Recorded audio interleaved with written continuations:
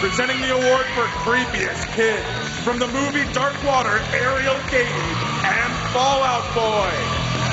So we heard you're in the new movie Alien vs. Predators 2. Yes, I am. Was that intense at all? It was cool. I've seen the aliens. Were you scared? No, not really. Well, not even a little bit? Guys, I may be 9, but I've had to live my entire life with the internet. Between MySpace profiles and YouTube videos, nothing scares me. Creepiest Kid. And the winner is... Seamus Davey-Fitzpatrick!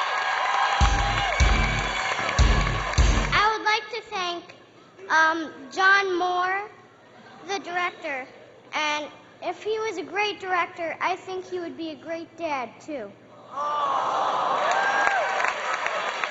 And best of all, I would like to thank my dad for taking me to all my auditions.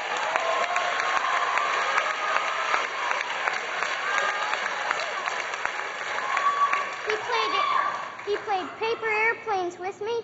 He played Connect 4 with me. And Dad, this is for you. Ugh.